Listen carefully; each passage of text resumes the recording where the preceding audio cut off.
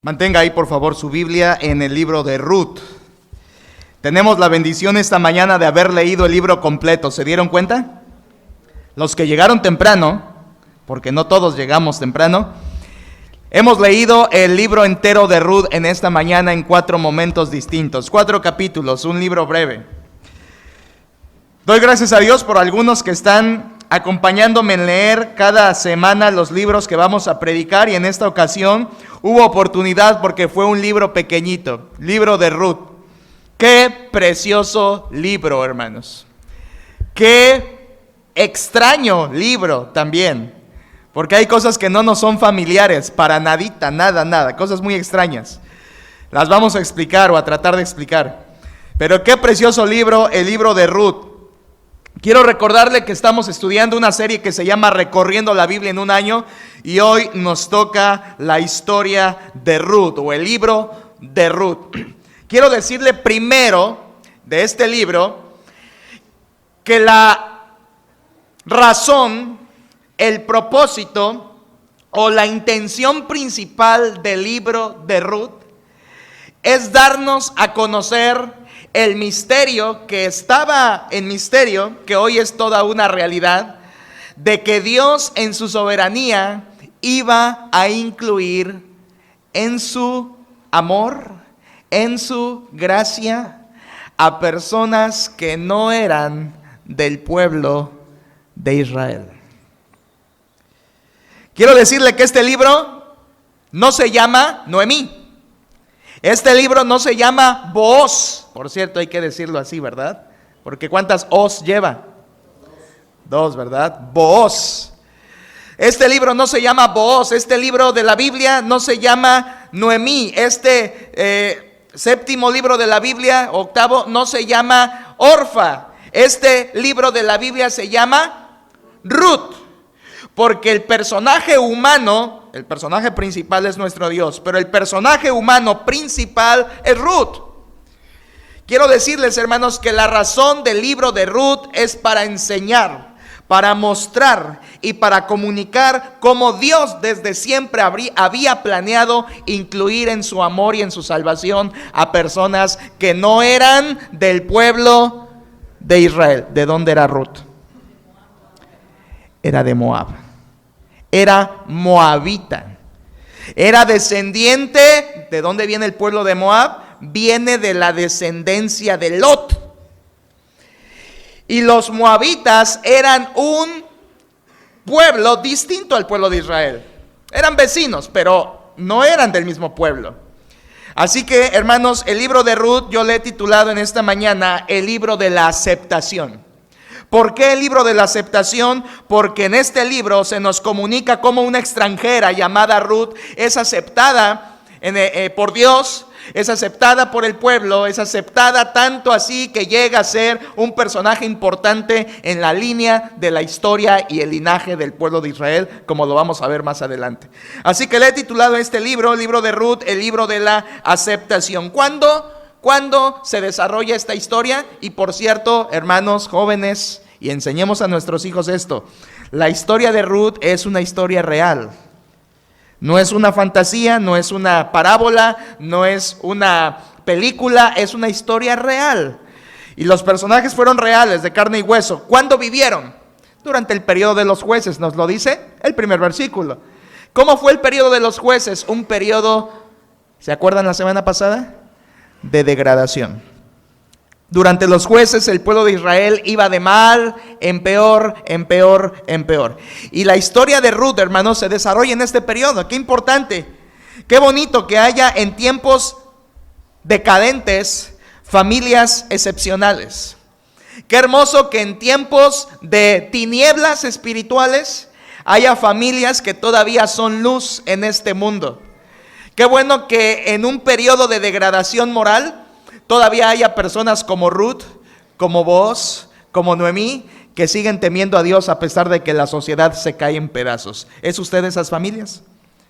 ¿Es usted de esas familias que aunque la sociedad está en tinieblas, usted permanece siendo luz espiritual? El libro de Ruth, hermanos, como lo dije, el libro de la aceptación, y por supuesto quiero decirle las características externas de Ruth para que la vayamos conociendo.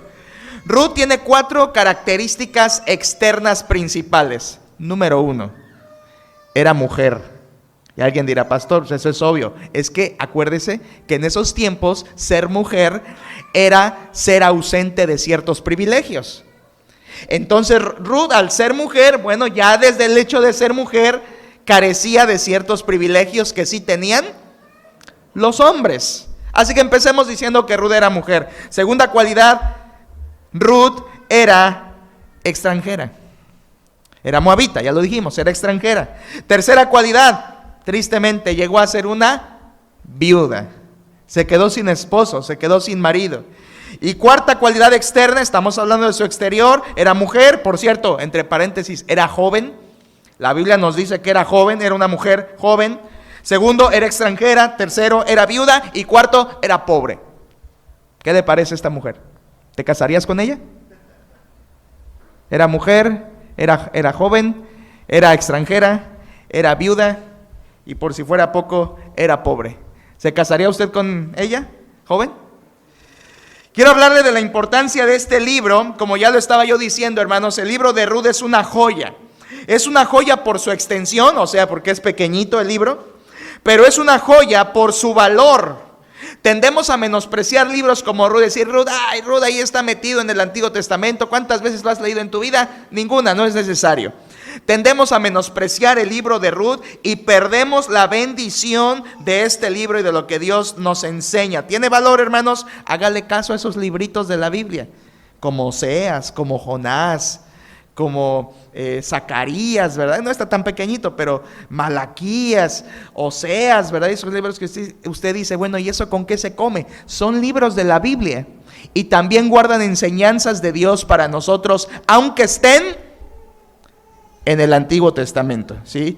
Hoy, hermanos, esta historia de Ruth es una así. La temática, ya lo dije, es para mostrar la inclusión que Dios hace de las personas que no son del pueblo de Israel. ¿Sabe qué? ¿A qué conclusión llegué yo, hermano? Para que vayamos entendiendo esto. ¿A qué conclusión llegué? Que si pusieran el libro de Ruth después de Malaquías, o sea, como el último libro del Antiguo Testamento y como la transición al Nuevo Testamento, estaría bien.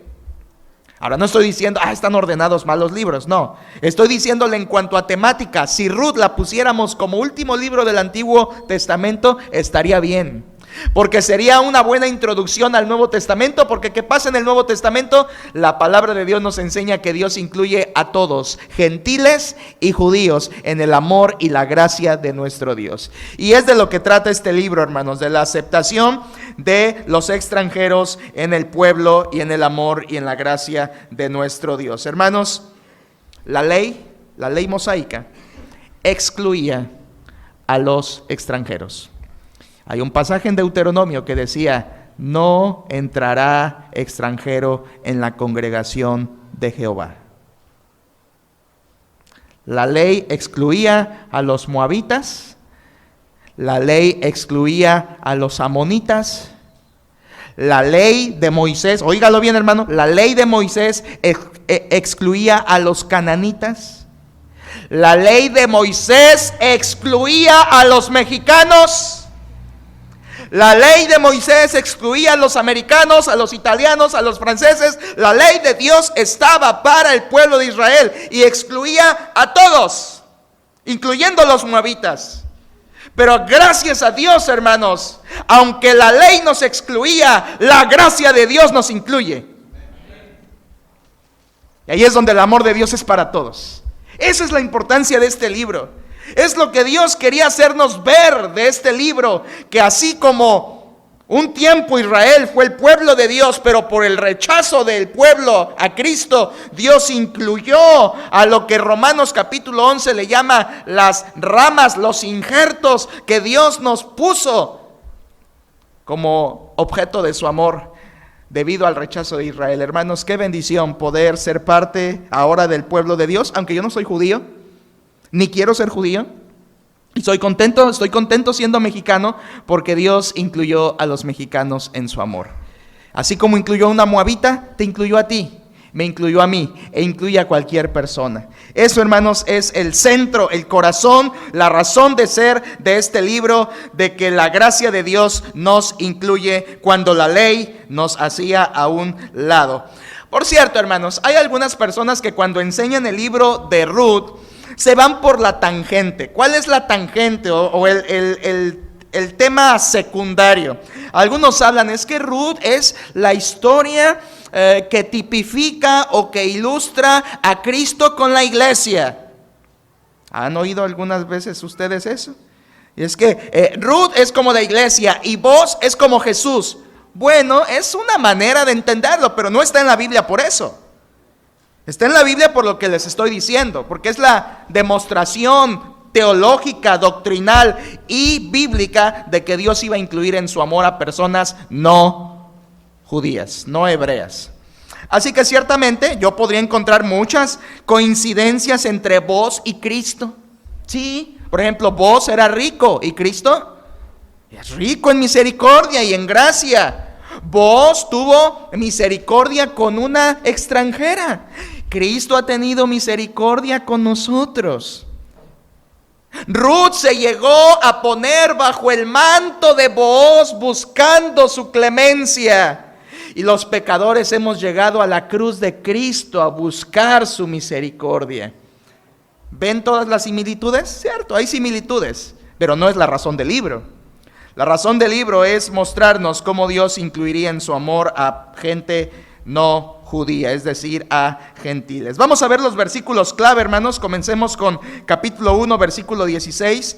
Vamos a estar leyendo en Ruth. No hay queja hoy de no encontrar la cita porque todo va a ser muy fácil. Capítulo 1, hermanos, versículo 16 y 17. Capítulo 1, versículos 16 y 17. Comencemos ahí, hermanos. ¿Qué dice, por favor?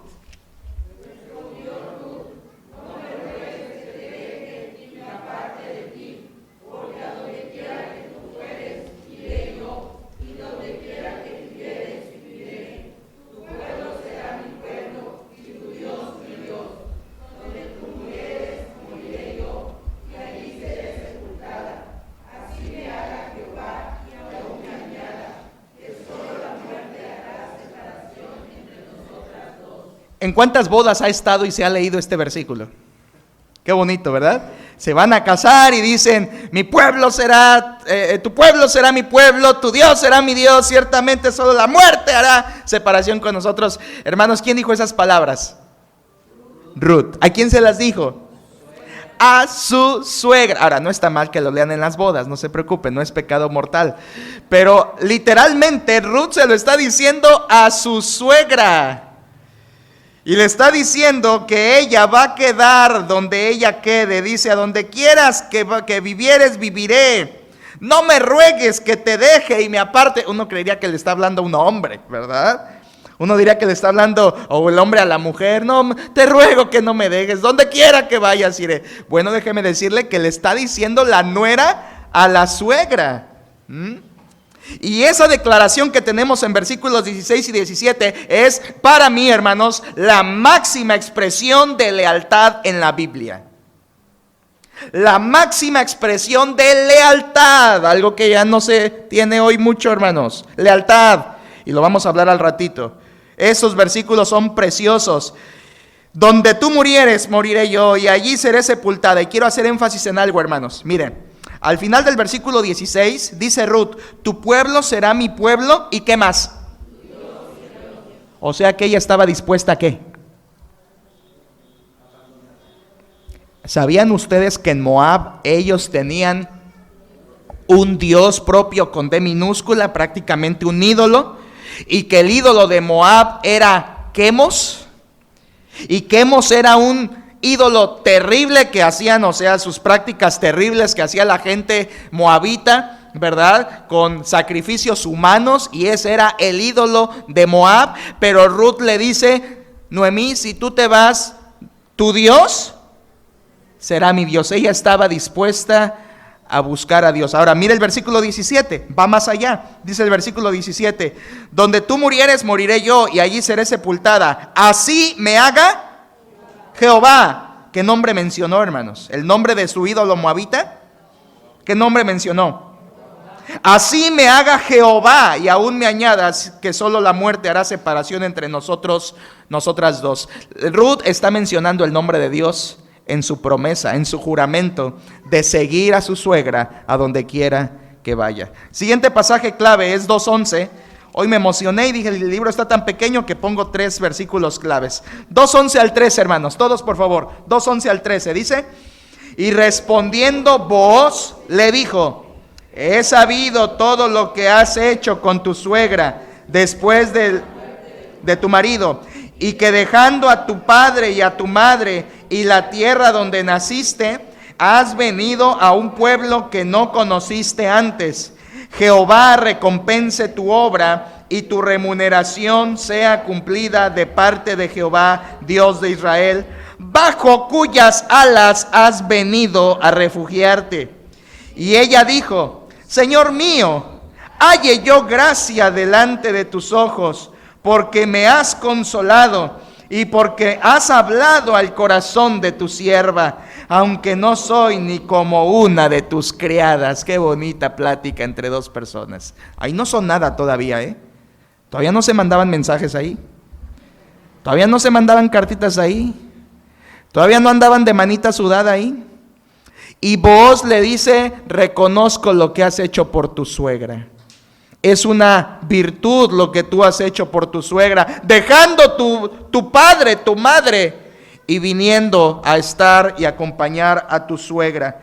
Hermanos, Booz le dice: Jehová te recompense, porque has venido, dice Booz, has venido a refugiarte bajo las alas de Jehová.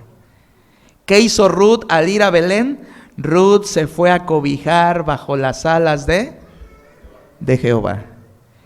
Y me encanta la respuesta de Ruth. Le dice Ruth: ya sabía. ¿Así le hace Ruth, hermanos? ¿Qué dice Ruth? Ve la actitud humilde de Ruth en el versículo 13. Y ella dijo: Señor mío, halle yo gracia delante de tus ojos, porque me has consolado. Fíjese, me has consolado. Sus palabras le consolaron a Ruth. Y porque has hablado al corazón de tu sierva, aunque no soy ni como una de tus criadas. Quiere decir que Booz le había hablado amablemente. Un pasaje más, hermanos, capítulo 3, versículo 8 al 11. 3, 8 al 11. Todos juntos, anímese a leer fuerte. 3, 8 dice: y aconteció que a la medianoche se estremeció aquel hombre y se volvió, y he aquí una mujer estaba acostada a sus pies. Entonces él dijo: ¿quién eres? Y ella respondió: yo soy Ruth, tu sierva. Extiende el borde de tu capa sobre tu sierva, por cuanto eres pariente cercano. Y él dijo: bendita seas tú de Jehová, hija mía. Has hecho mejor tu postrera bondad que la primera, no yendo en busca de los jóvenes, sean pobres o ricos. Ahora pues, no temas, hija mía. Yo haré contigo lo que tú digas, pues toda la gente de mi pueblo sabe que eres mujer. ¿Sabe que eres mujer? Literalmente el hebreo dice: toda la puerta de mi ciudad sabe que tú eres mujer virtuosa. Toda la puerta de mi ciudad. ¿Sabe dónde se comunicaban los chismes en los antiguos pueblos? ¿Dónde se hacía fama la gente? En la puerta de las ciudades. Lo que tenías que decir, lo que querías que la gente se enterara, lo que querías publicar, no lo publicabas en redes, no había. Ibas a la puerta de la ciudad y ahí lo anunciabas y todo el pueblo se enteraba. Después eso se modernizó, ya no fue la puerta, fue el río, ¿verdad? Donde iban a lavar las mujeres, luego los lavaderos, y hoy son las redes sociales, ¿verdad? Y ahí se comunican todas las cosas. Bueno, Booz le está diciendo: yo sé que la puerta de mi ciudad, yo sé que todo mi pueblo sabe, porque eres famosa, Ruth. Y eres famosa no por ser una mujer que anda de aquí para allá. Todo mi pueblo sabe que eres, ¿qué, hermanos? ¿Que eres qué? Entonces, cuando eres un hombre virtuoso o una mujer virtuosa, la gente lo va a saber. Y si no lo eres, la gente también lo va a saber.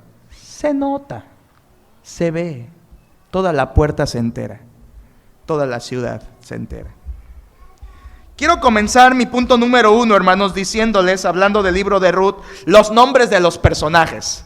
Todos los nombres de los personajes en el libro de Ruth son interesantes, porque los nombres de ellos juegan un papel muy importante en la historia y no son casualidad los nombres. Primero, Noemí. ¿Qué significa Noemí? Noemí significa placentera, o también significa mi delicia. Qué bonito nombre, Noemí, placentera, mi delicia, deleite, qué bonito nombre Noemí. La mujer Noemí, que fue la suegra, hermanos, muestra ser una mujer temerosa, gentil y una buena consejera. Fue una buena consejera. ¿Qué significa el nombre Noemí? Placentera o mi delicia también. Después cambió su nombre a Mara, y Mara significa amarga. Fíjese, de placentera a amarga, son los nombres. Siguiente nombre, número 2, el de Elimelech. ¿Quién fue Elimelech? El esposo, ¿verdad? El esposo de Noemí, que se llamó Elimelech, significa Elimelech, mi Dios es rey. Mi Dios es rey. Qué triste, no hizo honor a su nombre. Ahorita vamos a ver por qué. Paso rápido con los otros dos, Malón y Kelión. Malón significa enfermizo y Kelión significa decaído. ¿Te quieres casar con alguien enfermizo y decaído? ¿Se imaginan a Orfa y a Ruth diciendo con quién me casaré, verdad? ¿Con enfermizo o con decaído? Eso significaban Malón, enfermizo, Kelión, decaído. Y uno dirá, pues, si tiene ese nombre, ¿qué me espera de futuro, verdad? Con razón se murió. Con razón se murió. Quinto nombre, Orfa. Orfa significa, qué interesante, Orfa, la que vuelve la espalda, o sea, la que hace esto, la que da la espalda.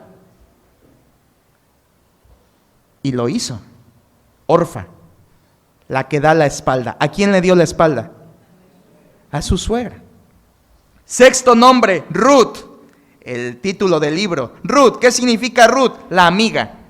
La amiga. Ruth, la amiga. Qué bonito. Booz, mejor. Booz, la fuerza está en él. Booz, eso significa el nombre Booz. La fuerza está en él. Y no significa en él. Significa en él. ¿Sí? O sea, la fuerza está en Dios. Eso es lo que significa el nombre Booz. La fuerza está en Dios. Y Booz fue un hombre, como vamos a ver, generoso, un hombre recto, un hombre honesto, como lo que podríamos llamar hoy un hombre de justicia, un hombre recto, aunque no, el libro no se llama Booz, ya lo dije, ¿verdad? Octavo nombre, noveno nombre y décimo nombre los digo al ratito, hermanos, porque son Obed, Isaí y David. Quiero entrar a un bosquejo, hermanos, para que repasemos rápidamente la historia y resumamos en 9 partes la historia de Ruth, para de ahí echar mano y poder aprender algo para nuestras vidas. Sé que ya lo leímos, pero me parece importante hacer este resumen o este bosquejo. Váyame siguiendo, hermanos. Vamos a resumir el libro en 9 partes. Ahí van a ir apareciendo las citas, no vamos a leer creo que nada, solamente escúchelo, pero no cierre su Biblia, por favor. Primera parte del bosquejo, yo le puse mala decisión, en capítulo 1, 1 al 2. Mala decisión. ¿Por qué una mala decisión? La familia de Elimelech emigra a Moab. ¿Qué pasaba en Israel? ¿Qué pasaba en Belén? ¿No había comida? Qué interesante, que en Belén, donde vivía Elimelech y su familia, qué interesante que no hubiera pan, cuando Belén significa casa de pan. En Belén no había pan. Ahora sí que en la casa de pan no había pan, porque el juicio de Dios estaba sobre Israel. Recuerden que estamos en el tiempo de los jueces, y en los jueces cada uno hacía lo que bien le parecía. En ese entonces no había rey en Israel, sino que cada uno hacía lo que bien le parecía. Y los juicios de Dios vinieron uno tras otro, y parte de esos juicios fue la hambruna.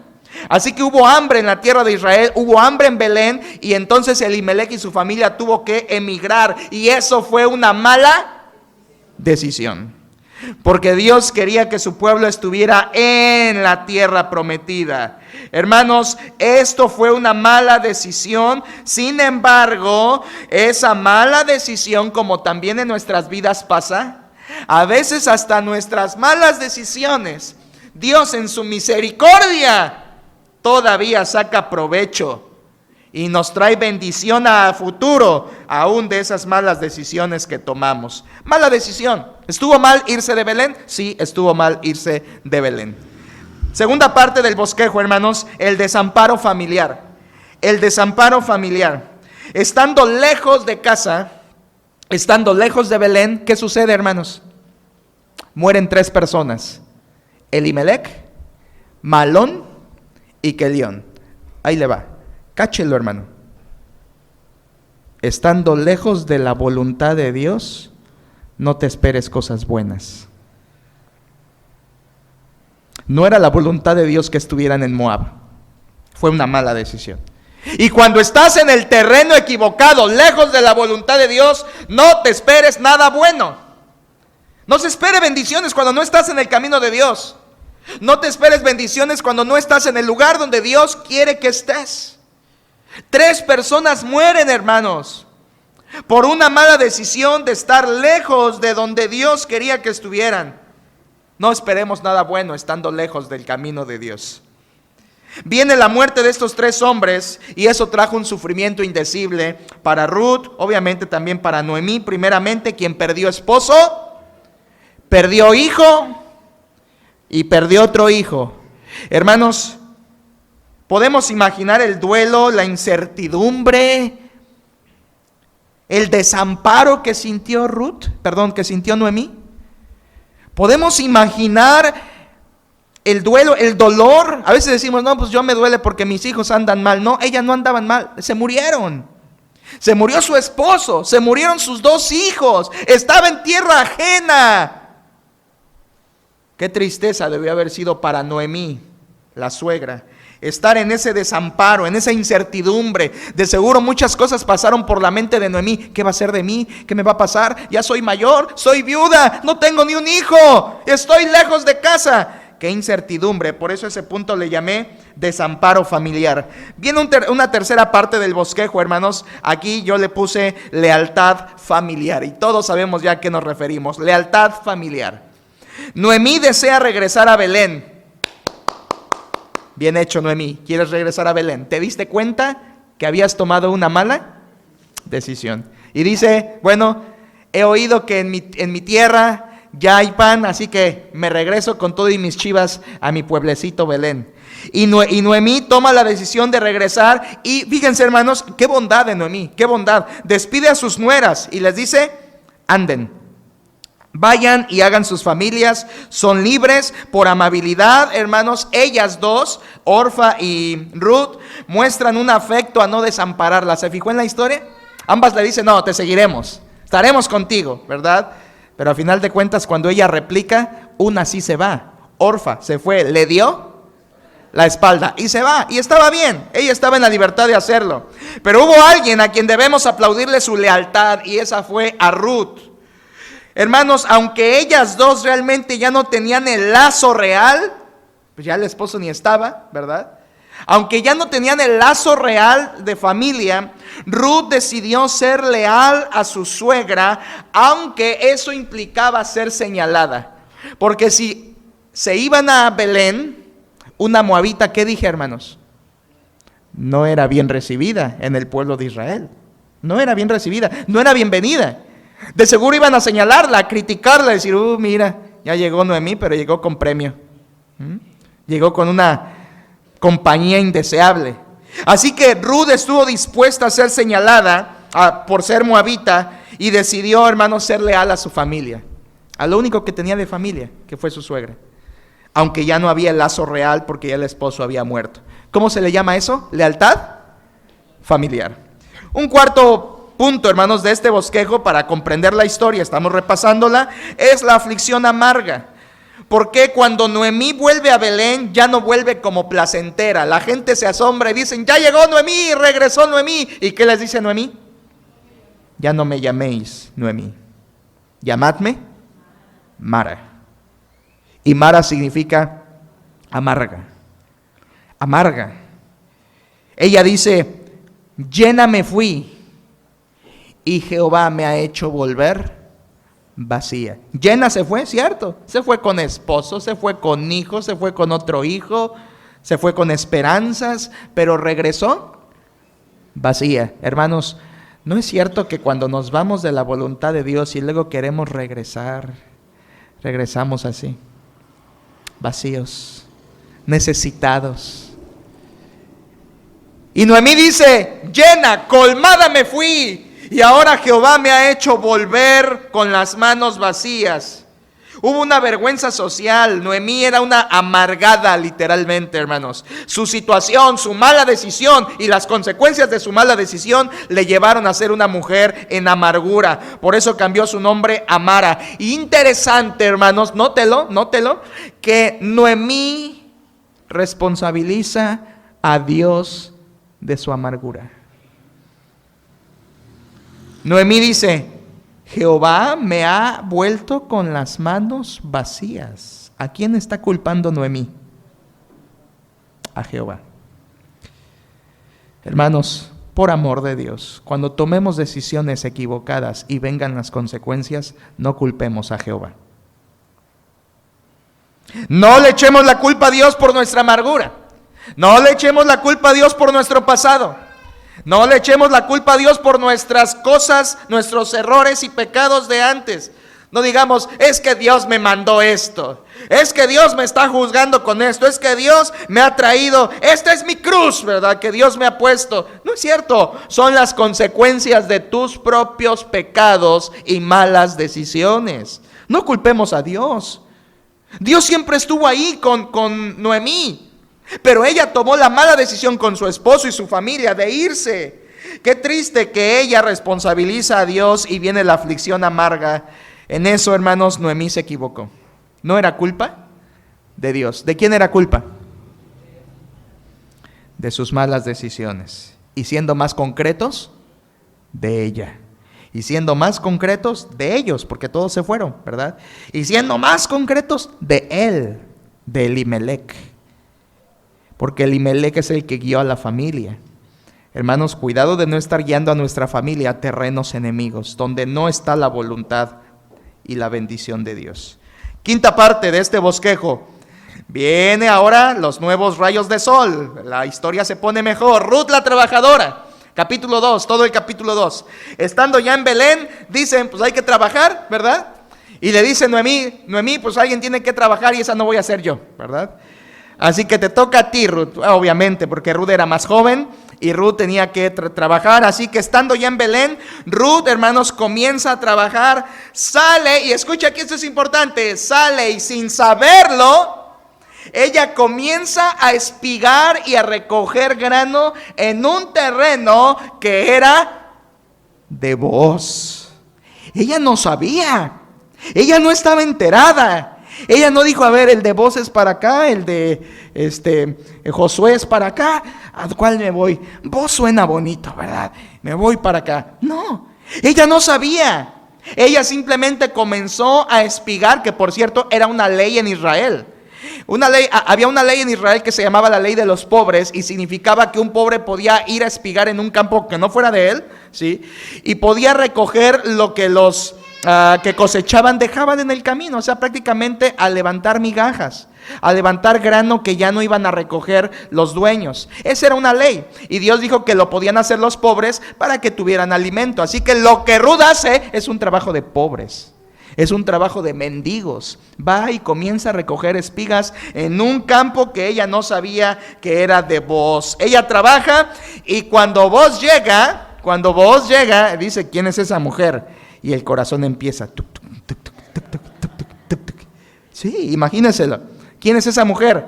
Se lo preguntó al capataz, al encargado de los trabajadores. Y le dice, ella es Ruth la Moabita. Ya la conocían. En Belén todo se sabía, hermanos. Es Ruth la Moabita, la que regresó con su suegra. Y nos pidió que le dejáramos levantar grano. Y no ha parado desde la mañana hasta ahorita. Y entonces va Booz con ella y le dice, hija mía, no espigues en otro campo. Quédate aquí. Cuando quieras enamorar, ¿verdad? Usa esa frase. Amiga mía, no te vayas a espigar a otro campo. Quédate en este campo. No vayas, y lo que Booz le dijo realmente es, no te vayas a otro campo, no sea que en otro campo te traten mal. Eso fue lo que le dijo Booz. Entonces dice, quédate aquí, he dado orden a mis criados que no te van a molestar. Ay, si tienes sed, ve a las vasijas y te van a dar agua. Y dice que a la hora de la comida, Booz la invitó y le dijo, vente a comer. Y le dio a comer vinagre y le dio a comer grano tostado. Y comieron, y dice la Biblia que se sació y hasta le sobró y lo guardó. Ruth la trabajadora, hermanos, hizo una buena labor, y al final del día, cuando regresa con su suegra, algo le impacta a su suegra y le dice, ¿dónde has espigado este día, hija mía? ¿Saben por qué le sorprendió a Noemí verla llegar en la noche? Porque Ruth llegó con 20 kilos de grano, seguramente cargándolo sobre su cabeza, de los campos al pueblo, a Belén, ¿sí? Que los campos estaban a las afueras. La medida que da ahí que Ruth recogió ese día es aproximadamente de 20 kilos de grano que ella misma recogió y desgranó o limpió para llevar el grano limpio ya a casa. 20 kilos. Entonces su suegra la ve y le dice, ¿dónde has espigado pues? ¿Verdad? Y ella le empieza a contar y le dice, pues me tocó, ¿verdad? Ir y estuve en un campo y un hombre llamado Booz. Y entonces las alegrías comienzan en el corazón de Noemí. Se sorprendió. Siguiente punto, hermanos, Ruth la obediente. Ruth la obediente. Dice la Biblia que llega un momento en que Noemí le dice a su nuera, Noemí le dice, hija mía, ¿no te he de yo de buscar bien?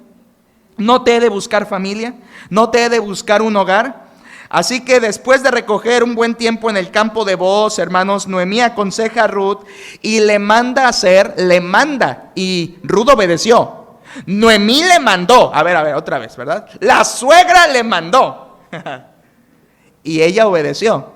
Ahora, cuidado.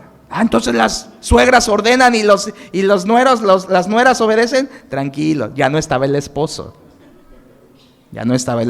Considere eso, ¿verdad? Ya no estaba el esposo. Y no fue una orden, hermanos, realmente fue un consejo. Le puse obediente no porque haya sido una orden, fue un consejo. Y Noemí le dice, hija mía, ve, esta noche Booz avienta la parvada de la cebada. ¿Qué significa eso, verdad? Significaba que esa noche Booz iba a aventar el grano, y eso era algo muy común en Israel. Aventaban el grano hacia arriba para que el aire se llevara las basuras y cayera el puro grano limpio, ¿sí? Y eso lo hacían ya en la cosecha, al final de la cosecha. Aventaban el grano, ¿verdad? Con sus artefactos. Lo hacían regularmente en una montañita, en un montículo, algo, donde corriera mejor el viento. Alzaban, ¿verdad? El viento se llevaba la basura y entonces caía el grano limpio ya, ¿verdad? Sin basura, sin todo eso que llevaba. Entonces, Noemí le dice a Ruth, hija mía, esta noche Booz va a hacer esa labor. Así que tú ve, ponte tus mejores galas, báñate, vístete, perfúmate, prepárate y ve al encuentro con Booz, porque él es nuestro pariente redentor. Y le dice, ve y fíjate dónde duerme, y donde duerme ve y cobíjate a sus pies. Algo extraño, ¿verdad, hermanos? Alguien estará diciendo, ¿la suegra le estaba invitando a fornicar? No, señor, espéreme tantito, era algo cultural. Dice la Biblia que Ruth va y se fija, y hasta que el hombre terminó su trabajo, va y se recuesta junto al grano, y dice que llega a ella y le descubre, ¿qué? Los pies. ¿Y qué hace la moabita? Se acuesta a los pies de Booz. Y a medianoche, dice la Biblia, cuando el hombre se estiró, ¿verdad? Cuando eso que estábamos roncando y se estira, dice que se estremeció y sintió algo. Y se levanta y, ¿quién eres tú? Yo soy Ruth la moabita. Extiende el borde de tu manto sobre mí, por cuanto eres pariente redentor. Eso, hermanos, no lo vea usted mal. Lo voy a explicar. Ruth con ese acto le estaba pidiendo matrimonio a Booz. Cuidado, hermanos, no significa que las mujeres tienen que pedir matrimonio. Es que hay que atender, hermanos, ¿sí? O sea, Usted no es judío, ¿verdad? ¿Hay algún judío aquí? ¿Nadie? Bueno, espérese tantito. Ruth le está pidiendo matrimonio a Booz. Al irse a acostar a sus pies, Ruth le está pidiendo matrimonio a Booz porque así ordenaba la ley que se hiciera.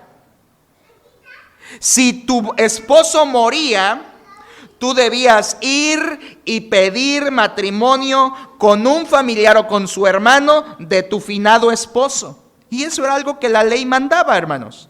Así que Ruth va, y no fue algo impuro, no fue a acostarse carnalmente hablando, fue a recostarse para suplicar que Booz se casara con ella. Y esa frase de extiende tu manto sobre mí no significa tengo frío, dame cobija, significa por favor, cásate conmigo. ¿Era algo cultural? Sí. ¿Hoy se tiene que hacer así usted? No. Hay que aclararlo, no me venga Leo, pastor, pues si Ruth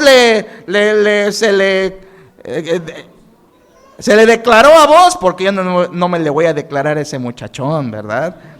No, tranquilos hermanos, yo les voy a decir que sí y que no, ¿verdad? Esto no, porque esto era algo cultural de los hebreos, así se había mandado y así se hacía. Así que lo que Ruth hace es pedirle a Booz que se casen. Era algo culturalmente aceptable y ella siguió el consejo de su suegra y pide matrimonio a Booz. Bien, luego hermanos, séptima parte del bosquejo, Booz el Redentor. Booz el Redentor, el capítulo 4, 1 al 12. Booz, hermanos, es un pariente rico, es un pariente apoderado y es un pariente de la generación de Elimelech. O sea, Booz no era un muchachito. Booz era de la edad del suegro de Ruth. Era un señorón. Era de la edad de su suegro. Y Ruth quiso seguir el consejo de su suegra e ir a pedir matrimonio a un hombre que era 2 generaciones mayor que él. Ahora alguien dirá, pastor, entonces hay que casarnos con puro maduro. No y no. Es que luego agarramos cosas de la Biblia que nos convienen, hermanos. Luego decimos, entonces, pues voy a buscar, ¿verdad? A ver, generación de mi papá.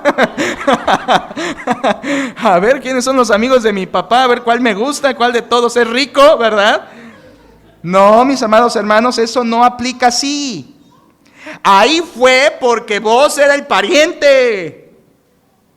Y porque era lo mejor para ella. Ahorita vamos a ver por qué. Pero ¿qué dice la Biblia entonces para nosotros? La Biblia dice para nosotros, que no eres ni hebreo, ni judío, ni nada de eso. Para nosotros Dios dice que los hijos habidos en la juventud son lo mejor. ¿Te quieres casar? Cásate joven. No estoy diciendo 18 años, a esa edad no eres edad de casorio. Estoy hablando de 23, 24, 25 para arriba. Ya estás en una edad que si tienes la madurez en las áreas de tu vida, tienes con qué sostener, ¿verdad? Eres un hombre, una mujer temerosa de Dios, puedes empezar a pensar en matrimonio. Pero no significa, hermanos, que la edad de Booz es una regla para nosotros. Realmente la Biblia dice que los hijos habidos en la juventud es lo mejor. Y los que tenemos hijos, pregúntenos por qué. Porque los hijos te cansan, te fatigan, te cansan al extremo. Y si tienes la juventud de 40 años en tu vida, ¿verdad? Y estás criando a niñito de 2, créeme que no creo que puedas. Te vas a traer dolor de espalda, vas a traer dolor de cuello, no vas a poder aguantar las trasnochadas. Si uno que es joven andamos, ¿verdad? Porque los niños nos desgastan. Así que solamente quiero decir esto, hermanos, para que no agarren modelos de la Biblia que no aplican a nosotros y luego empecemos a crear cosas equivocadas. Booz el Redentor, un pariente rico, apoderado de edad, estuvo dispuesto a redimir a Noemí y a Ruth. Ahora, quiero decirles que, hermanos, hay 2 cosas que tenemos que entender. Son las últimas 2 que entender para explicar la historia completa. En Israel había 2 leyes que se ven claramente en el libro de Ruth. 2 leyes. La primera ley en Israel que está en el libro de Ruth es la ley del pariente redentor. Así se llamaba, la ley del pariente redentor. ¿Qué decía la ley del pariente redentor? Esta ley, que está en Levítico 25, enseñaba que, ojo hermanos, en caso de pobreza o deuda, una familia podía vender o hipotecar sus terrenos. En caso de deuda o de pobreza, una familia o un hombre o una mujer podían vender o hipotecar sus propiedades. Sin embargo, si tenían un familiar cercano que les podía redimir, o sea, ir y pagar la deuda de su terreno, entonces a ese pariente se le llamaba pariente redentor. ¿Cuál era el sentido de esta ley? Que mi propiedad, por ejemplo, mi propiedad de la familia Lira Rosaldo, no quedara en las manos de la familia Tzulpech, sino, y que no se perdiera mi terreno, sino que ese terreno siguiera siendo de la familia Lira Rosaldo. Entonces un familiar mío podía adquirir ese terreno y ese terreno seguía siendo de mi familia. ¿Me explico, hermanos? Eso era la ley del pariente redentor. ¿Qué protegía esta ley? Protegía la posesión de la familia, para que no quedara en manos de extraños. Entonces el pariente redentor podía decir, bueno, mi familiar tiene una deuda, ha empeñado su terreno, yo lo compro. Les libro de la deuda y el terreno queda en familia. Eso era la ley del pariente redentor. Pero en Ruth, hermanos, hay otra ley que hay que entender también, que es la ley del levirato. Así se llamaba, la ley del levirato. Y levirato viene de la palabra latina levir, que significa hermano del esposo. La ley del levirato, que está expresada en Deuteronomio 25, enseñaba que cuando un hombre moría, su hermano tenía que casarse con la viuda. Esa es la ley del levirato. Cuando un hombre moría, su hermano del muerto tenía que casarse con la viuda. ¿Se acuerdan cuando le preguntan al Señor Jesucristo esa cuestión?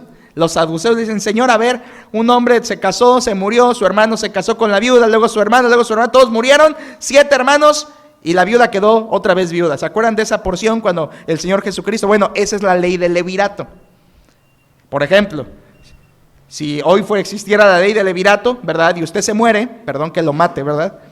Si usted se muere, entonces su hermano o su pariente más cercano tenía la responsabilidad de casarse con la viuda y levantar descendencia. Y ese hijo que naciera de ese matrimonio era el linaje del esposo muerto, era su descendencia. ¿Qué cuidaba esta ley del levirato? Cuidaba la descendencia, cuidaba el linaje. Entonces la ley del pariente redentor cuidaba las posesiones y la ley del levirato cuidaba el linaje. Estas dos leyes están presentes en Booz.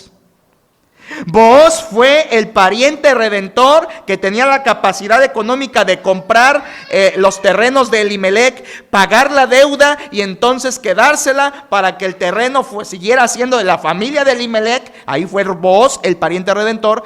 Pero al mismo tiempo Booz fue y aplicó la ley del levirato, casándose como pariente cercano con la viuda para levantar descendencia y que la casa de Elimelec no quedara sin descendientes, sin linaje. Esas dos leyes están presentes, hermanos, y hay que entenderlas porque Booz cumplió ambas leyes al aceptar comprar y al aceptar a Ruth.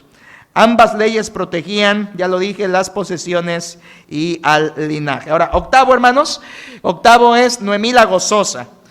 Noemí la gozosa, claro, después del matrimonio todos están felices, hasta la suegra. Noemí estaba contenta. Como fruto de ese matrimonio, la suegra Noemí ahora tiene gozo. Su nieto, ¿verdad?, le daría permanencia y descendencia a la línea de Elimelec. Ahora este bebé se haría cargo de la familia. Por eso se puso feliz Noemí, hermanos, porque ese bebé de Booz y de Ruth ahora iba a ser el sustentador de la familia. ¿Y quién iba a cuidar a la viuda y ancianita Noemí?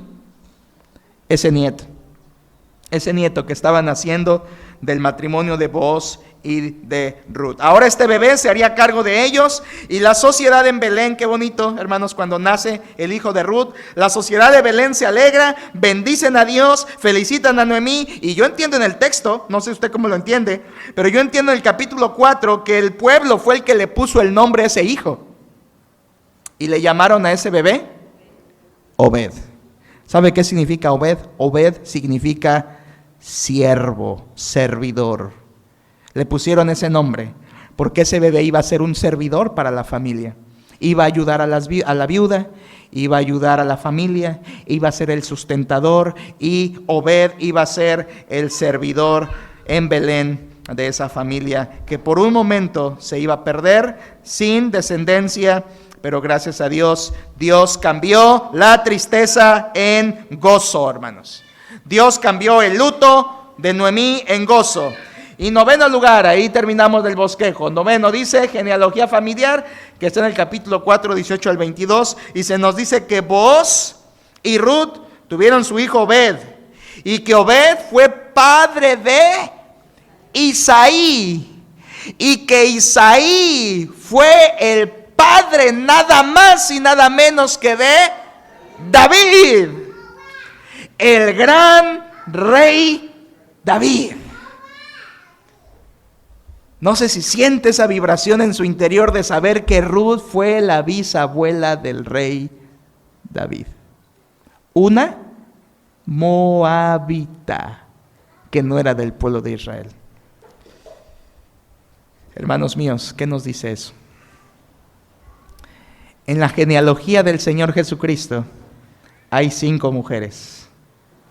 Quitemos una, que es María, la madre del Señor Jesucristo. De las otras 4 mujeres que están en Mateo capítulo 1 como parte de la genealogía de Jesucristo, 2 de ellas eran extranjeras. Rahab, una prostituta que se arrepintió y se convirtió al Señor y cambió su vida, y Ruth, una moabita que no tenía derecho de nada del pueblo de Dios, pero que se arrepintió y se vino y se cobijó bajo las alas de Jehová. Hermanos, Ruth llegó a ser parte de la genealogía del Señor Jesucristo. Ruth llegó a ser parte de los antecesores del Señor Jesucristo. ¿Nota la importancia, hermanos? Nota cómo Dios en este libro está mostrando que Él acepta a todos, siempre y cuando se arrepientan y vengan a sus pies. No importa de dónde sea, no importa lo que haya hecho. Por eso Ruth es el libro de la aceptación, de la inclusión, donde Dios muestra su gracia para todos.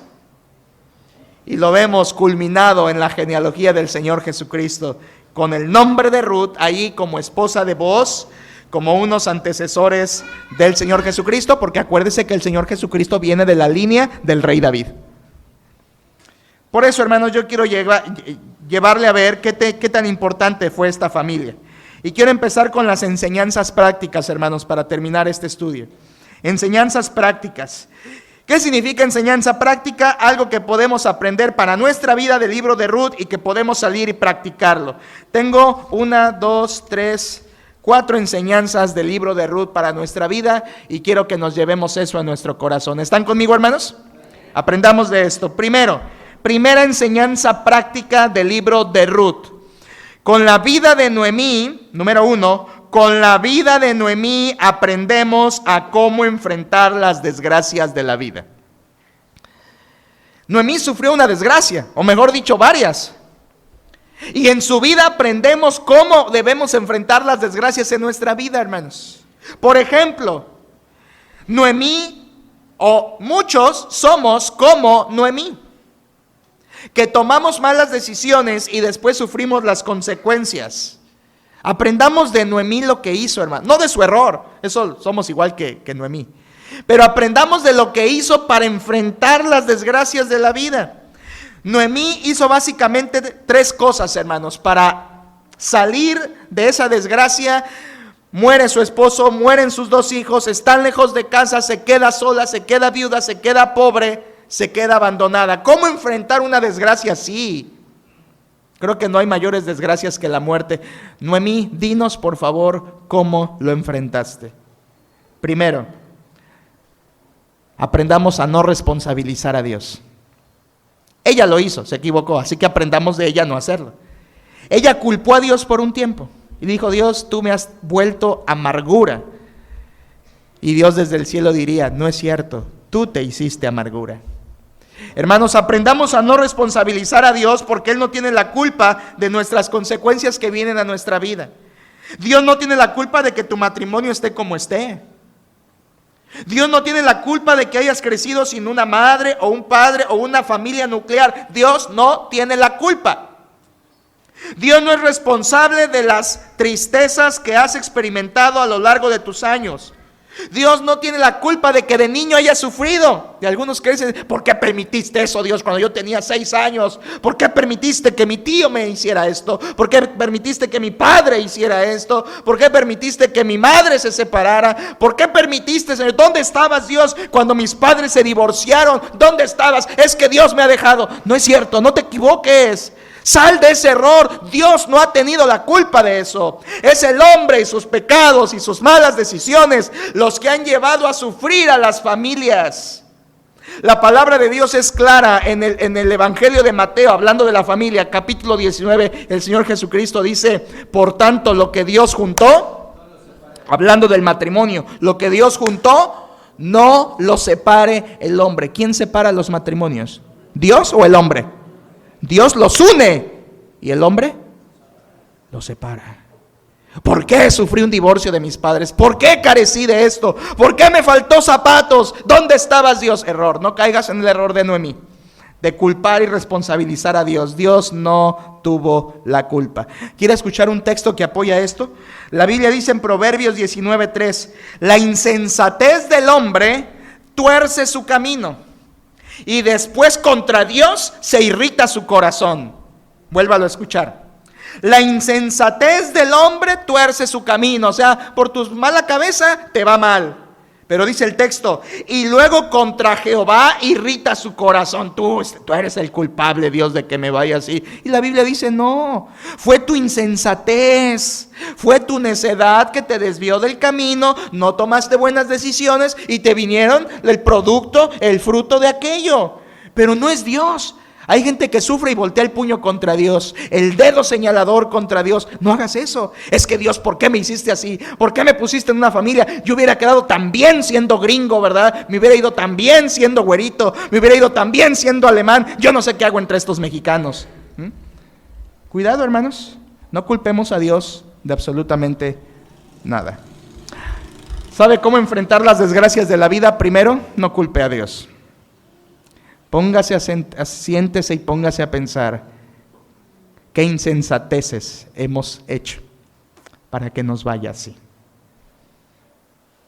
Pero hay otra cosa que aprendemos de Noemí, de su calamidad, de su desgracia. Y aquí son cosas buenas de Noemí. Cuando Noemí decide volver a Belén, ahí está, un aplauso para Noemí. Cuando ella decide volver a Belén, está en lo correcto, porque cuando volvemos a la voluntad de Dios, estamos haciendo lo correcto. Cuando andamos lejos de la voluntad de Dios, espérate consecuencias. Pero cuando decimos como el hijo pródigo: ya, tanto pan y tanta abundancia hay en la casa de mi padre, esto haré: volveré a mi padre y le diré: Padre, he pecado contra el cielo y contra ti, no soy digno de ser llamado tu hijo, hazme como uno de tus siervos. Y vuelve a la casa de su padre. ¿Qué le esperaba en la casa de su padre? Un abrazo, alimento, una fiesta. ¿Sabe por qué? Porque cuando alguien se arrepiente de su mal camino y vuelves a la voluntad de Dios, Dios te espera con los brazos abiertos. El alcohólico que está allá jugando con su vida los sábados por la noche, comprando alcohol y saliendo, Dios está esperándolo a que se arrepienta. Dios lo está esperando. Eso que hizo Noemí estuvo muy bien. Ella volvió al camino de Dios y buscó el terreno donde ella sabía que estaba la bendición de Jehová. Ella se arrepintió. Hermanos, yo hoy quisiera decirles: si hay alguien que está como Noemí, en terreno enemigo, conviviendo con enemigos, haciendo lo que no agrada a Dios, yo le invito: vuélvase a Jehová. Vuélvase a Jehová, como Noemí lo hizo. Vuélvase a Jehová, como Noemí lo hizo. Pero hizo otra cosa Noemí, hermanos. Noemí confió en Dios. Noemí confió en que Dios podía hacer algo con esa tristeza, con esa desgracia.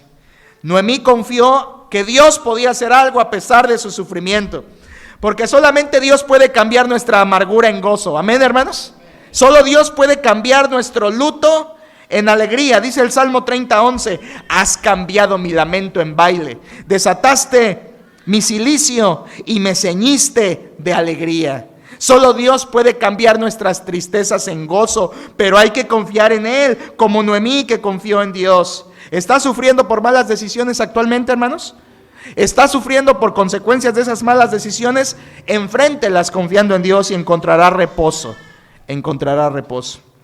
Segunda enseñanza práctica, ya no de Noemí, sino ahora de Ruth. Número 2, en la familia debe haber lealtad motivada por el amor. ¿Quiere leerlo, hermano, por favor, fuerte, lo que está en la pantalla? Apoyemos, por favor, ¿qué dice?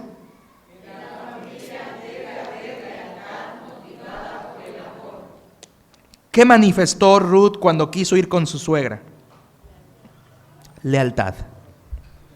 ¿Qué manifestó Ruth cuando quiso ir con su suegra? Lealtad. Hermanos, el libro de Ruth es el mejor ejemplo de la relación que debe haber entre nuera y suegra. Entre suegra y nuera. ¿No le ha pasado que a veces entre cristianos también están, no, ella no es mi suegra, es mi ogra, ¿verdad? No la soporto. Eso no debería ser así entre creyentes, hermanos. La Biblia enseña que Ruth fue leal con su suegra y muestra que la suegra fue amorosa con su nuera. Y ahí podríamos decir, suegra virtuosa, ¿quién la hallará? Pues Ruth la halló. Y también podríamos decir, nuera virtuosa, ¿quién la hallará? Pues Noemí la encontró en Ruth. Tenemos en esta relación de nuera y suegra un cuadro muy hermoso de lo que debería ser toda lealtad familiar, hermanos. Ellas dos son el extraño caso en la Biblia de una suegra llevándose bien con su nuera. Aquí hallamos a una suegra amorosa y una nuera leal, hermanos. Esto debería ser en cada cristiano también. ¿Cómo se lleva con su suegra? ¿Cómo se lleva con su nuera? ¿Cómo se lleva con su yerno? ¿Cómo se lleva con sus suegros? Si es que los tiene, ¿verdad? ¿Cómo se lleva con ellos, hermanos? Algunos andan del pleito desde hace años. Algunos andan enojados, otros ya ni los visitan, ni los llaman. Mi suegra, que ya. Yo le hablaba cuando quería ganármelo para que me diera su hija, ¿verdad? Pero ahorita ya, ¿verdad? Ya. No tengo, y el viernes aprendíamos que la Biblia dice, honra a tu padre y a tu madre. Aún después de que te cases, tu deber es honrar a tu padre y a tu madre. Hermanos, Ruth y Noemí son un caso bonito. Así debería ser en cada familia cristiana. Eso es lealtad. La relación de nueras y suegras cristianas no debería ser como la del mundo. Yo sé cómo es en el mundo, hermanos. ¿Sí? La suegra se mete en el matrimonio, el suegro se enoja, la nuera le aplica la ley del hielo, el yerno se molesta, la suegra demanda, entonces, y están en pleito. ¿Y quién es? ¡Soy mi suegra! Yo sé que así está el mundo, pero entre cristianos no debería ser así. ¿Me explico, hermanos? No debería ser así. Ahí encontramos un caso de lealtad familiar. Ahora, ojo, aquí tengo entre paréntesis algo importante. La lealtad familiar no significa tapar los pecados de tu familia. Es que mi papá es esto, entonces como ya dijo el pastor que hay que ser leales, no voy a decir nada porque ser leales y taparle sus pecados a mi papá. No estamos hablando de lealtad al pecado, estamos hablando de lealtad a la familia. Y cuando hay un pecado, ese pecado tiene que exponerse y tiene que arreglarse. Hermanos, yo no sé si hay aquí familias representadas que estamos taponeando los pecados de nuestro propio hogar con tal de aparentar que todo está bien, que no pasa nada y que somos una familia estable. Si eso es un caso así en nuestras familias, salgan de ello, tráiganlo a la luz de Dios, no a mí, tráiganlo a la luz de Dios, confiésenlo ante Dios, pídanle perdón y hagan bien las cosas. Yo sé que puede haber hijos que están tapando los pecados de sus papás. Yo sé que puede haber papás que están con todas sus fuerzas, dinero y todo, esforzándose por tapar el pecado de sus hijos. ¿Cómo decimos entre los mexicanos eso, hermanos? Estamos solapando, esa es la palabra. estamos alcahueteando. No sé de dónde viene eso, ¿verdad? Estamos alcahueteando el pecado de nuestra familia. Dios no nos manda a alcahuetear el pecado de la familia. Eso no es ser leal. Eso no es ser leal.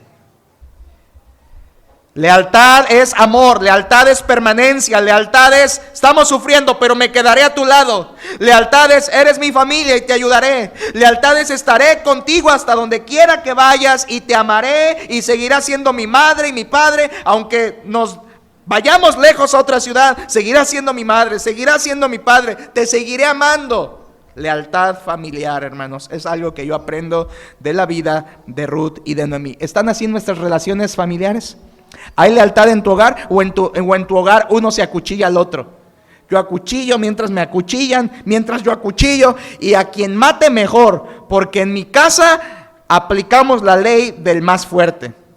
Aquí el que gana, gana, el que muerde, muerde, ¿verdad? O muerdes o eres mordido. Qué triste una familia así. Qué triste, hermanos. Salgamos de eso. Y viene un tercer consejo donde quiera ver, ¿hay jóvenes aquí? Levanten su mano los jóvenes. ¿Qué digo? Levanten su mano, pónganse en pie un momento los jóvenes. Quiero que veamos, hermanos, el panorama de los jóvenes. Párense tantito, jóvenes. Ya estaban dormidos, ¿verdad? ¿Cuántos son, hermanos? Cuéntenlos rapidito. ¿Cuántos son?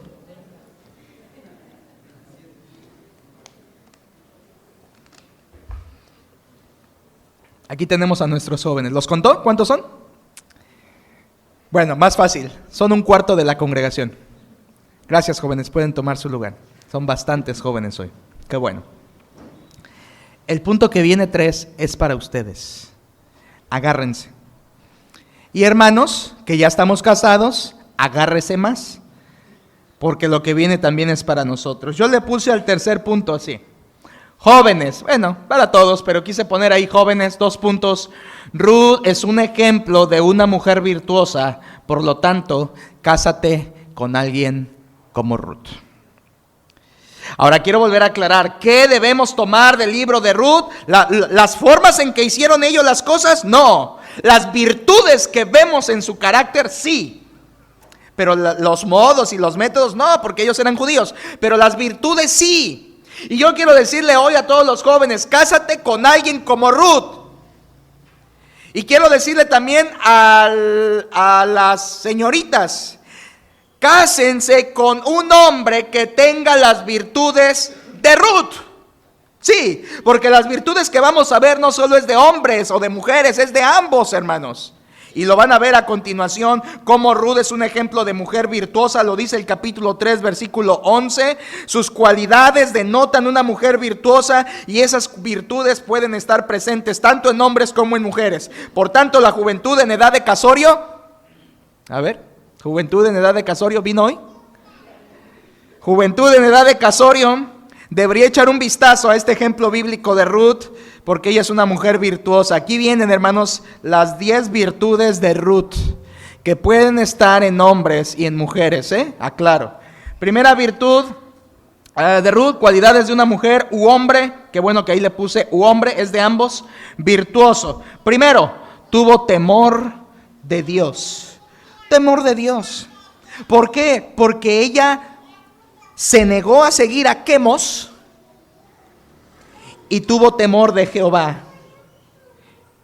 Y hasta juró, así me haga Jehová y aún me añada, que no te dejaré y estaré contigo, le dijo a su nuera, a su suegra.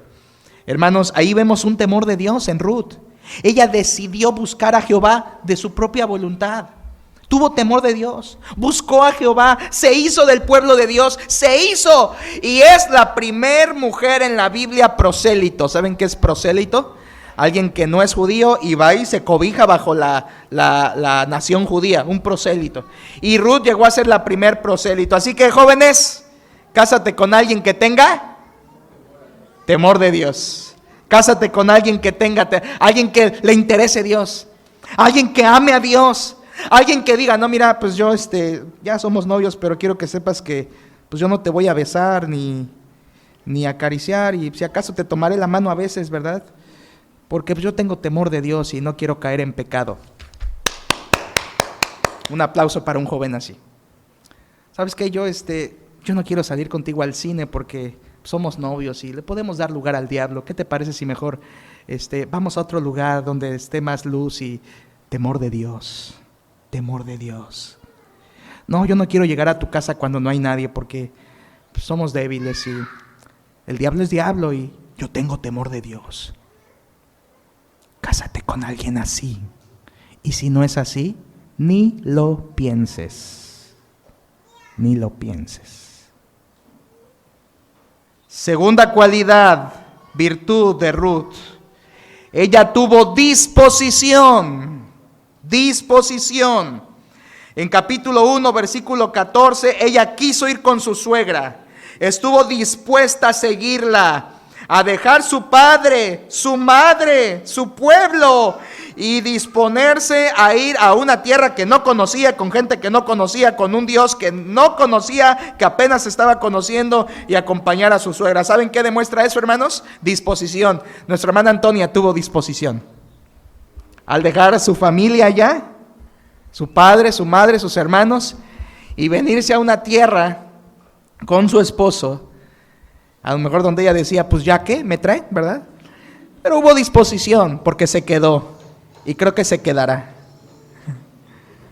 Disposición. ¿Sabes qué? Cásate con alguien dispuesto a las cosas de Dios. Cásate con alguien que diga, mira, en cuanto nos casemos vamos a empezar a ir al templo como familia, Uy, cásate con alguien así. Cásate con alguien que diga, oye, mira, si nos casamos y tú y yo, y Dios nos permite llegar a un matrimonio, vamos a estar en un ministerio, y vamos a tomar fundamentos y vamos a crecer espiritualmente, vamos a hacer las cosas bien. ¿Te parece? ¿Le entras o no le entras? Cásate con alguien así, alguien que tenga disposición a las cosas de Dios. Cásate con alguien que quiera venir los domingos al culto y que no tengas que andarlo levantando de los cabellos. Cásate con alguien que diga, yo me voy a levantar y voy a ir al templo. Vayas tú o no vayas. Cásate con alguien así. Tercero, y sube de tono, hermanos. Tercero, Ruth mostró la virtud de ser trabajadora. Capítulo 2, versículo 2 y versículo 7. Eso sí hay que leerlo. Abra su Biblia, por favor. 2:2. Ruth 2:2. Todos juntos, hermanos. Ruth 2:2. ¿Qué dice? Y Ruth la moabita dijo a Noemí, te ruego que me dejes ir al campo y recogeré espigas en pos de aquel a cuyos ojos hallare gracia. Y ella le respondió, ¿de quién fue la iniciativa de trabajar? De Ruth. Entonces era una mujer. Ahora, ¿qué iba a ir a hacer? ¿Iba a ir a lavar trastes? ¿Iba a ir a preparar un frijol con puerco? ¿Qué iba a hacer, hermanos? Trabajo de campo. Yo sé que hay aquí gente que sabe lo que es trabajo de campo. Y tú sabes que es mucho más pesado que lavar trastes, mucho más pesado que planchar, mucho más pesado que barrer. ¿Y sabes qué dijo Ruth? Yo voy.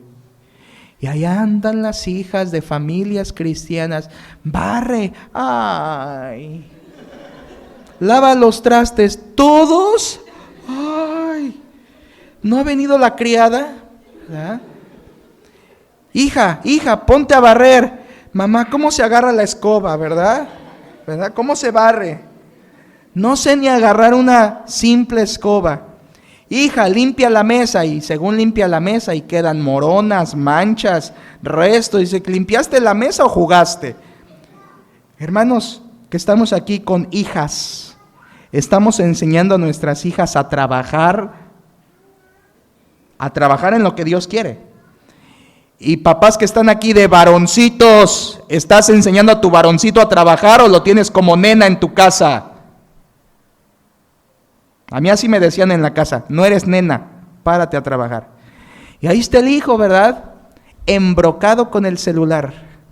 Ahí, ¿verdad? En el sofá. ¿Qué? Hijo, haz esto, ahí voy. Y media hora después sigue yendo y no llega, ¿verdad? Y ahí está con el teléfono.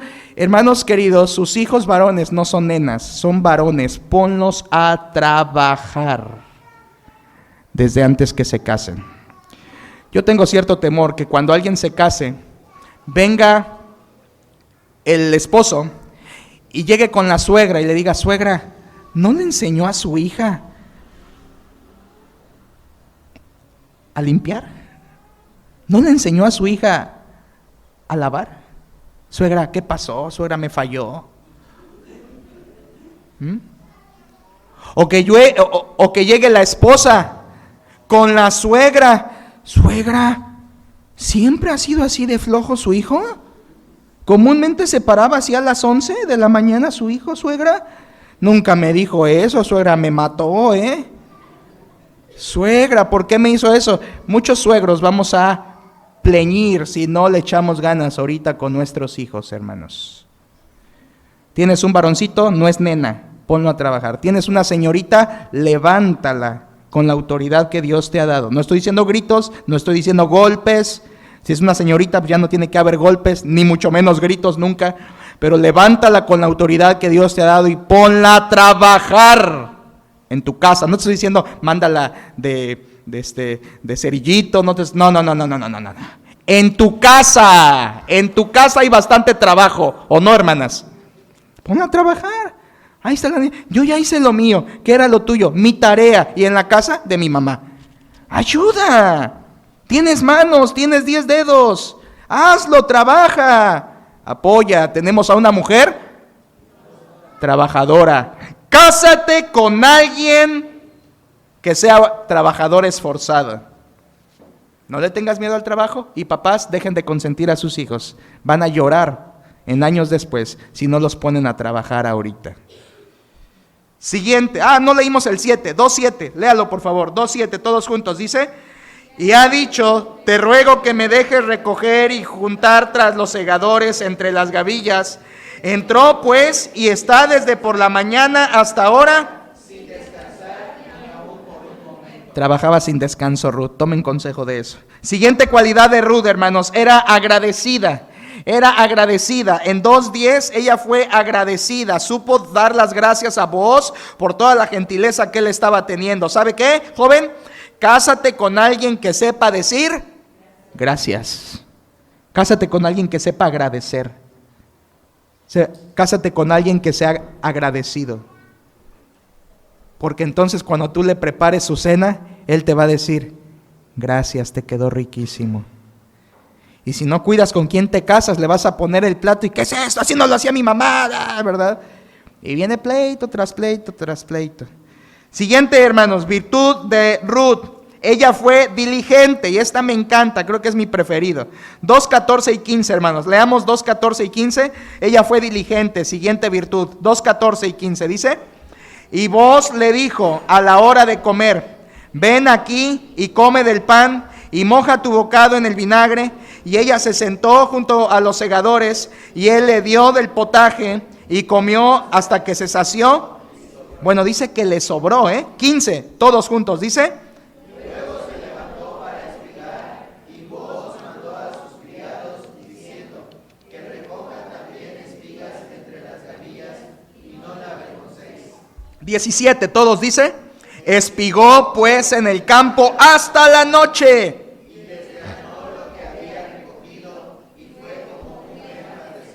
¿Se fija qué es lo que hizo Ruth?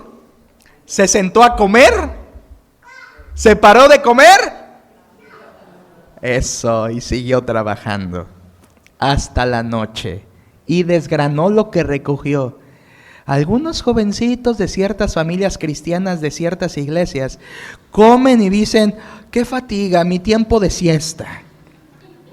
Y comen y clavado a la hamaca, ¿verdad?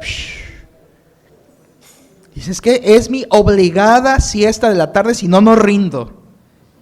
Y a veces los papás caemos en la trampa, es que se para a las 5 de la mañana, pastor. ¿A qué hora se paraba tu abuelita? ¿A qué hora se paraba la abuelita? Pregúntenle, ¿a qué hora se paraba la abuelita y a qué hora se dormía? A las 3 de la mañana. Y es que tiene que hacer su siesta, si no le vaya a caer anemia, pastor. Hermanos, por favor, no estamos criando hijos diligentes, estamos criando hijos perezosos. Ruth comió y con la panza llena, ¿qué dijo? Vamos a seguirle, vamos a darle sin parar porque es necesario. Hay hambre, hay pobreza y tengo que trabajar. Ella siguió trabajando y desgranó todo lo que había trabajado. ¿Sabes qué? Esto está más práctico. Cásate con alguien que sea diligente aún después de comer.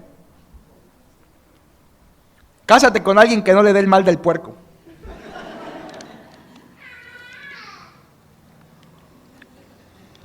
Cásate con alguien diligente. Si no, créanme, luego te vas a estar dando de topes con el cerdo en la cabeza. Y vas a estar diciendo, ¿por qué me casé? ¿Por qué me casé? ¿Por qué me casé? Hermanos, cásate con alguien diligente. Siguiente virtud que vemos en Ruth, hermanos.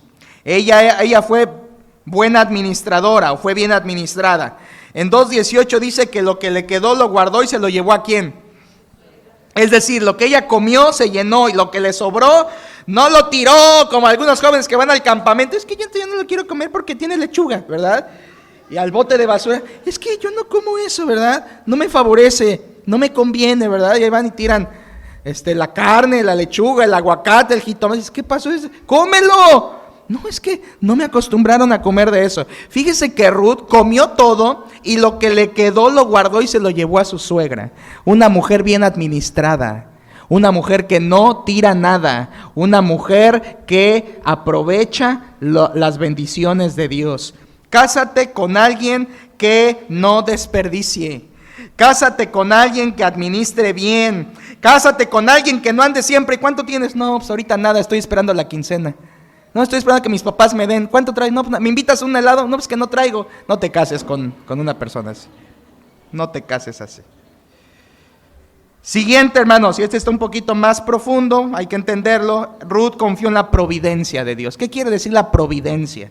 La providencia quiere decir el control supremo de Dios, el control supremo de Dios sobre todas las cosas. Ruth confió en el control supremo o en la providencia de Dios porque ella espigó sin saber el campo de su futuro esposo.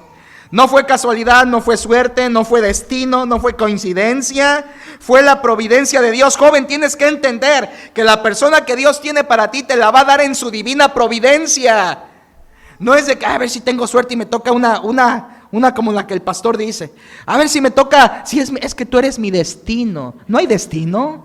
Se llama providencia de Dios. Hoy todavía hay algunos jóvenes que hasta creen en la suerte todavía. A ver si me toca una buena mujer, un buen hombre. A ver si me da suerte Dios. No es suerte, es la providencia de Dios. Miren, Ruth ni sabía y espigó el campo de su futuro esposo. Cuando tú andes en las cosas de Dios, ni te vas a enterar y ya vas a estar en el campo de tu futura esposa. Confía en la providencia de Dios. Confía porque Él es el que pone las cosas en orden. Tú no tienes que andarla buscando. Dios te la va a poner, señorita. Dios te lo va a poner. No tienes que andar ahí. ¿Quién? ¿Quién? ¿Quién? ¿Verdad? Este no quiso, entonces ¿verdad? Y andar ahí como pescando, ¿verdad? Porque sientes que el tren se te va. No es así. Dios lo pone en su divina providencia. Pero hay que confiar en Él. Hay que confiar en Él. Siguiente, hermanos. Ruth tuvo respeto a la autoridad. Ella siguió el consejo de su suegra. Hermanos, jóvenes, cásate con alguien que sepa respetar la autoridad. Si no respeta a sus padres, si no respeta a su pastor, si no respeta a los policías, si no respeta las reglas, no te cases con esa persona. Si es un violador de reglas, no te cases con esa persona. No es una persona virtuosa, no respeta la autoridad, tampoco te va a respetar a ti. Penúltimo, Ruth tuvo decisión firme. Ella fue firme en las decisiones que tomó, se lo propuso en su corazón y lo hizo. Fue y le declaró matrimonio a Booz, que ya lo expliqué porque a ella le tocaba, y lo hizo con decisión firme. ¿Sabes qué? Cásate con alguien de decisiones firmes, de decisiones correctas y firmes. Y última virtud, la 10ª, Ruth supo esperar el tiempo de Dios. Cuando va y le declara matrimonio a Booz, le dice Booz, bueno, vete a tu casa y yo voy a ver lo que voy a hacer, ¿verdad? Ella se va y le dice a su suegra, espera, hija mía, que este hombre no va a descansar este día sin acabar el asunto. ¿Y qué hizo Ruth, hermanos? Esperó. Ahí es cuando aplica el deleítate a sí mismo en Jehová y Él te concederá las peticiones de tu corazón. Ahí es donde aplica, encomienda a Jehová tu camino y confía en Él y Él hará. Ese día se fue Ruth tranquila y dijo, yo ya confié en Jehová, hice lo que tenía que hacer, ya confío en Él, Él hará. Y esperó el camino de Dios, el tiempo de Dios, no se aceleró, no dijo, ya, tengo 20 años, ya me quiero casar, ya estoy. Ya no se aceleró. Ella esperó el tiempo de Dios. Joven, llévate estas virtudes a tu corazón y ponlas como características en la persona que vayas a buscar o que Dios te vaya a poner o que vayas a pensar más adelante como futuro cónyuge. Y quiero decirle a todos los casados, hermanos, alguien dirá, ay pastor, me hubieras predicado esto hace 20 años. Me hubieras dicho esto hace 25 años. Ya es muy tarde, ya me casé. Y es todo lo opuesto a eso. Aquí le va. Si usted ya está casado o casada, debemos ser como Ruth, aunque no estemos casados con un Boaz. Debemos ser como Ruth, virtuosos, aunque no estemos casados con un Boaz. Puestos en pie, hermanos, quiero que cerremos orando con el último punto práctico, número 4. Leámoslo, por favor, ahí de pie.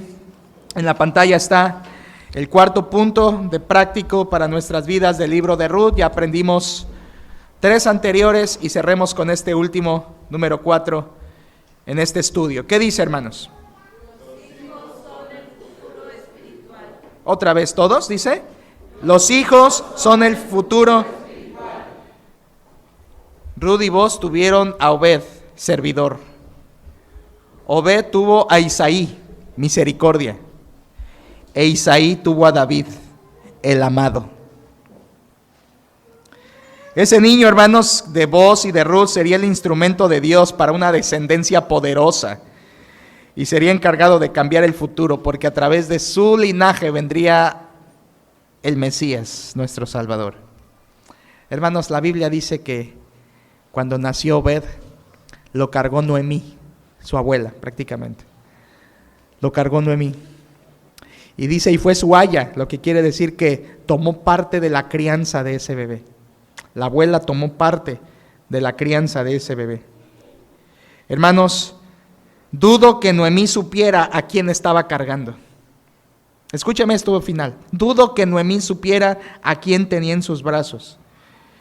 Y nosotros nos urge que entendamos que cuando cargamos a un bebé, cuando Dios te da un bebé, no estamos cargando simplemente un niño. Estamos sosteniendo en nuestros brazos el futuro. El futuro espiritual, la siguiente generación. Y no sabemos lo que Dios pueda llegar a hacer a través de ese bebé, como fue con Obed, con Isaí y con David.